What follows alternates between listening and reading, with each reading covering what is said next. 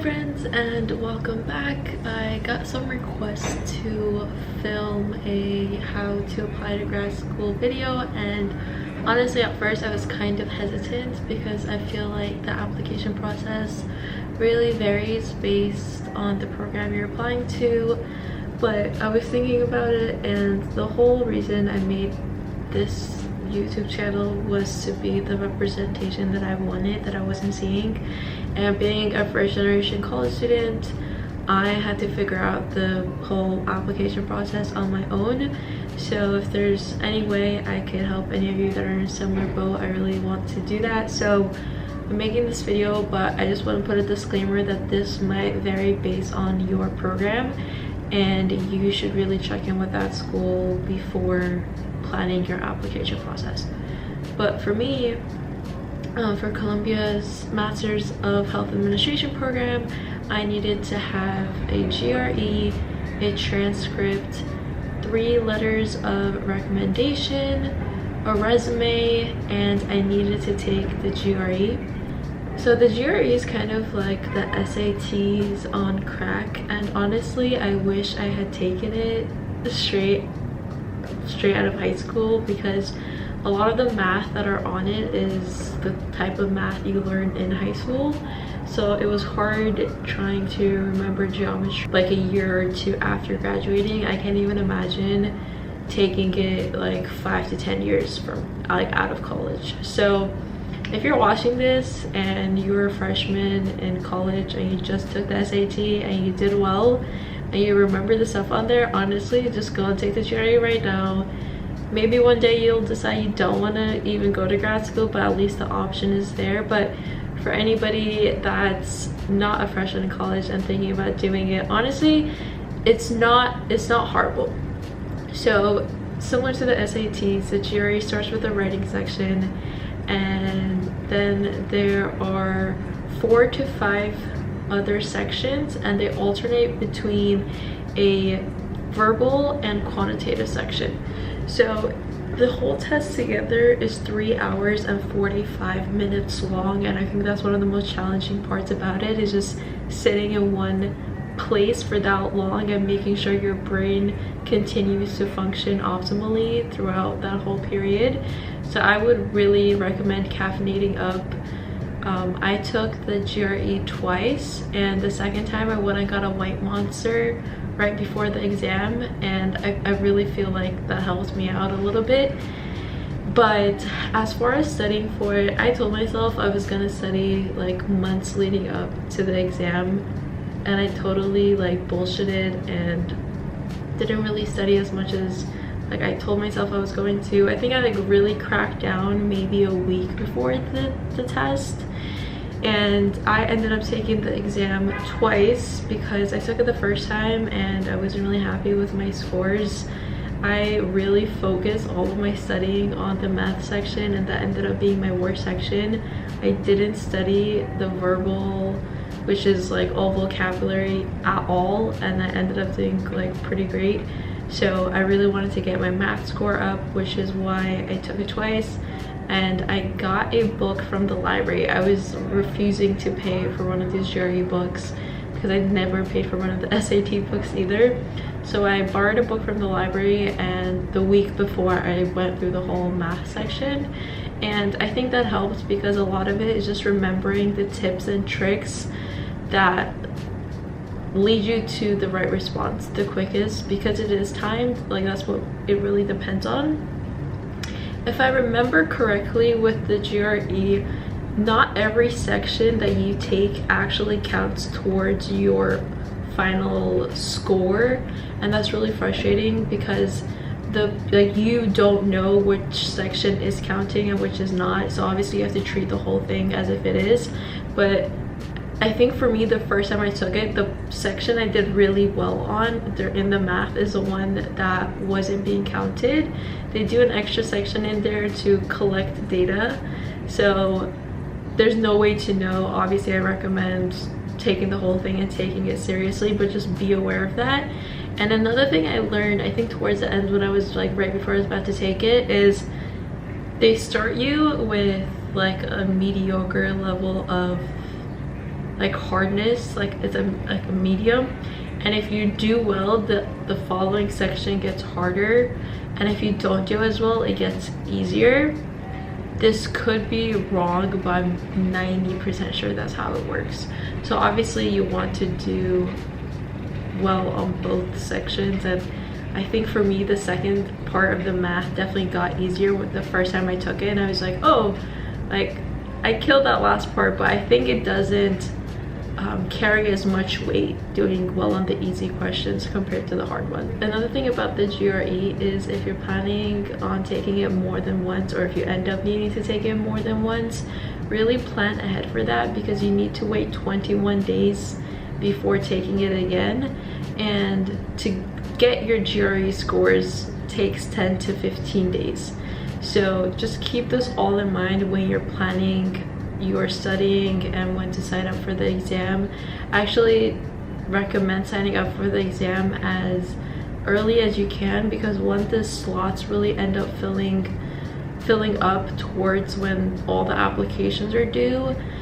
And also, if you're still in college, if you're a senior in college, it might align up with like finals and midterms. You don't want to be studying for the GRE while you're juggling everything else.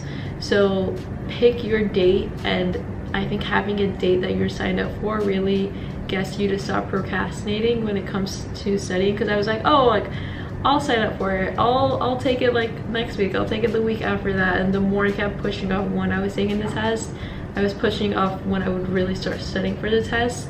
And knowing like, okay, I'm taking it Monday at this time, it really helped me to get more focused and devoted to studying. GRE is about $150, which to me is ridiculous. It's like, why am I paying you to take this exam that's gonna take me 4 hours and like I have to study for? But just keep that in mind, like financially. And I believe they do a fee reduction program up to 50% off of the exam, but it requires filling out a form. And I remember looking into it when I was thinking about signing up, and they take like a month or two to get back to you on whether or not you're getting the fee waiver. So again, if that's something you're planning on doing, make sure you plan ahead so you have the fee waiver long before you sign up for the actual exam. The next part of that is the transcript. So I know for me, I had to get my transcript from undergrad, which required me to pay for it. I just had to do an online request and give them the address of the school I wanted it sent to. This might vary based on your undergraduate university. I think it costs $15 for them to send it, and again, that takes a while, so make sure you're planning ahead. Since they're mailing it through like paper mail, it might take a week, it might take 3 weeks based on where you are in the state. So make sure you're planning ahead so the graduate university you're applying to has all of your applications by their deadlines. Next is the resume. So the art of having a good resume is hard, and I remember being so frustrated because I felt like my undergraduate university never gave me the professional development skills I needed, which is why I've been offering to review people's resumes whenever I can. Leave a comment or DM me on LinkedIn or something following this video if you're interested, and I will give you my personal email. But I think a graduate resume looks different than the type of resume you would use to apply to an internship or a full-time role. For my graduate resume, I dumped like everything I had ever done onto this piece of paper.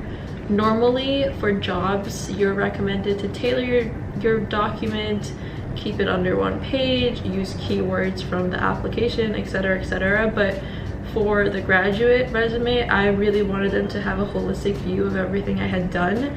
So I did everything from volunteer work to scholarships, awards, research projects I had done. Columbia really stressed research, and I'd never been a research assistant. Like, I'd never worked in a lab, so I was afraid that was going to work against me. But what I ended up doing was talking about and like listing all of the research projects I had worked on during my undergraduate degree because I was a science major, and we did so much research just for my regular classes, and I noted them in my resume.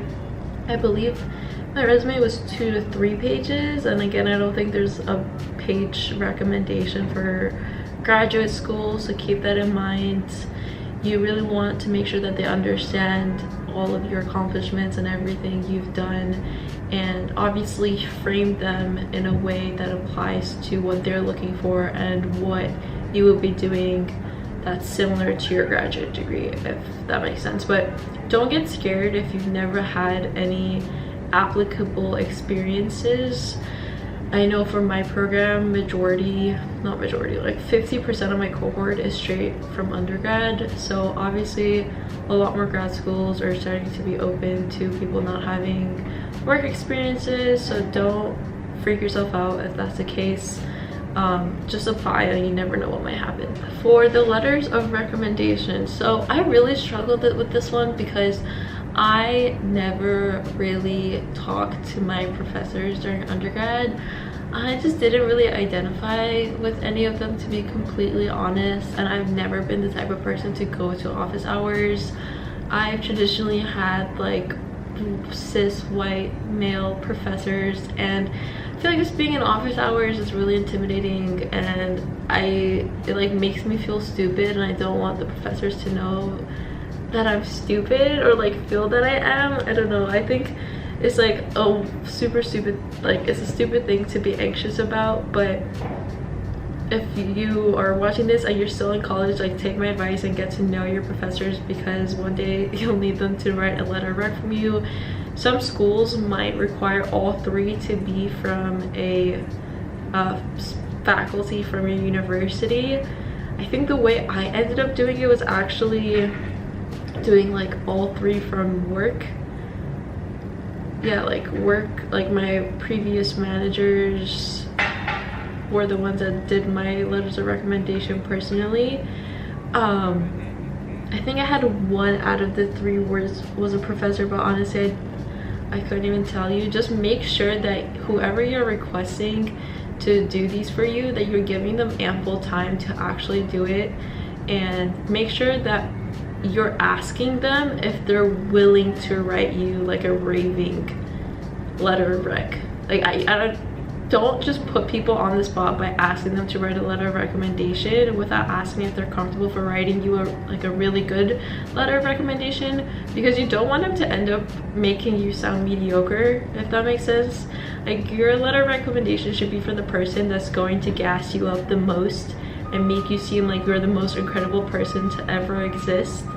And one thing to note about letters of recommendation, I just always did this, but I found out that if you don't do it, it's bad. So when you're doing your application and you are requesting letters of recommendation from your whoever, it asks you a checkbox of whether you want to see the letter like once it's submitted. And I always waived the right to see it because I figured like it's none of my business what people say about me. But apparently if you don't waive off seeing it and you check that you want to see the letter of recommendation, it looks really bad to the admission committee, because they're gonna think that whoever wrote the letter obviously was biased about it because they knew you were going to be seeing it, because they get notified that you checked that you wanted to see the letter. So just keep that in mind. I feel like I didn't know that, and when I found out that that could make a difference, like I heard if the admission committee sees that you checked that you wanted to see the letter of recommendation, like they won't even review it because they'll think it's biased.